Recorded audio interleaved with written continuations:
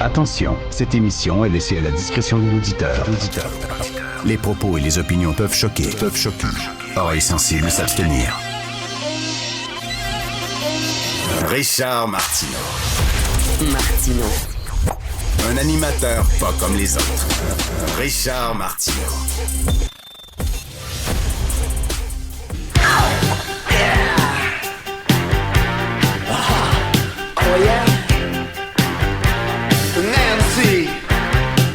Nancy Baudouin, chérie, veux être ma Barbie en vie, veux être ma Ruby Tuesday, ma blonde stédée.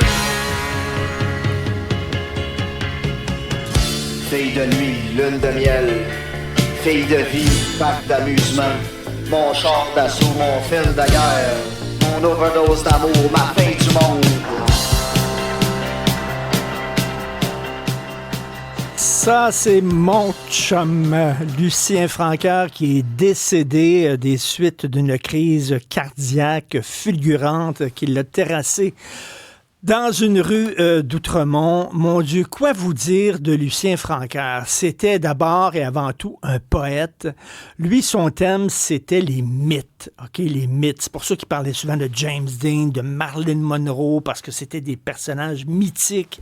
Il parlait aussi souvent des Égyptiens, des pyramides, parce que pour lui, Las Vegas, c'était comme les pyramides modernes. C'était un monument que l'Occident s'était élevé pour prier ses dieux, qui était la gloire, qui était James Dean, qui était Monroe. Puis c'était un peu ça, son univers poétique.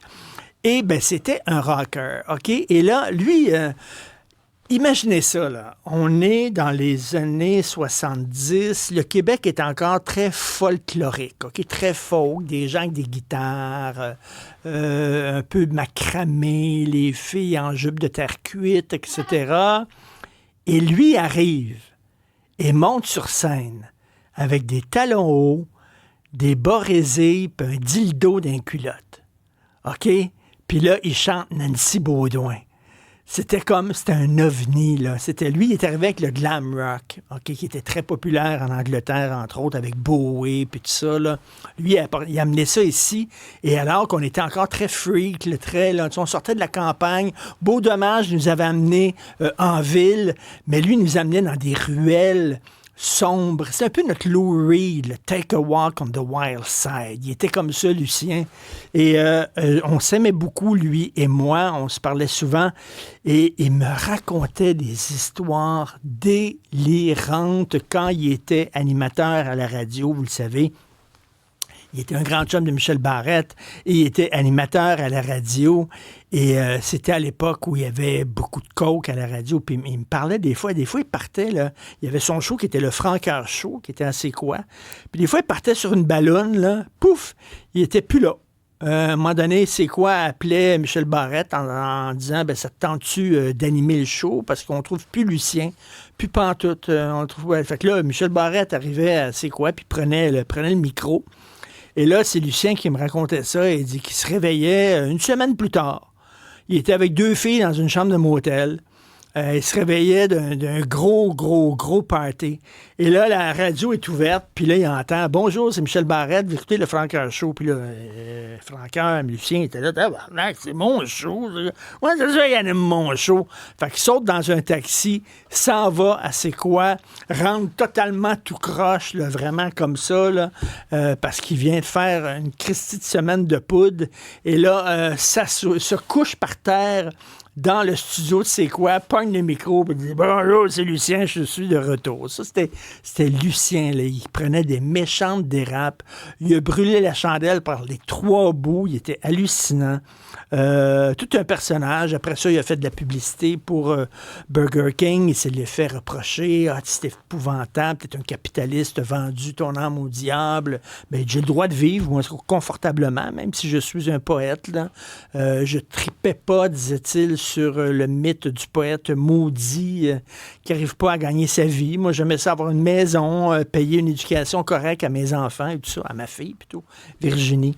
Alors, un Christie de personnage incroyable qui est devenu après professeur de littérature au cégep, je pense que c'est au cégep Rosemont.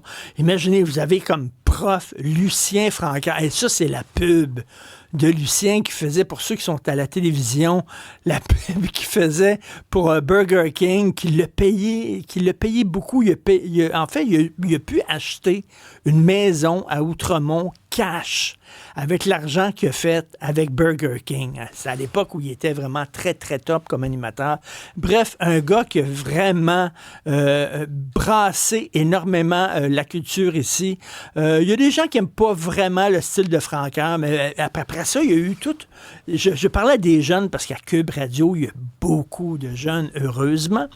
Et il disait, Lucien Francaire, ça me dit pas grand-chose. Puis effectivement, sa musique n'a pas comme traversé le temps, comme la musique, par exemple, de Beau Dommage, la musique d'Harmonium, etc. Autre chose, c'était particulier.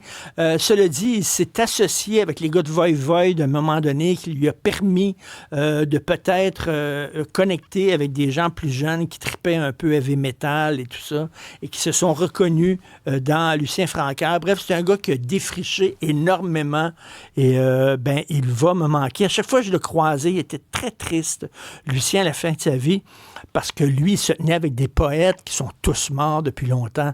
Puis il disait, Richard, je suis tout seul, j'ai pas d'amis, tous mes chums de brosse, puis mes chums de littérature sont tous morts, je suis le dernier, etc. C'était un personnage assez mélancolique et solitaire à la fin de sa vie. Voilà, Lucien, tu vas me manquer.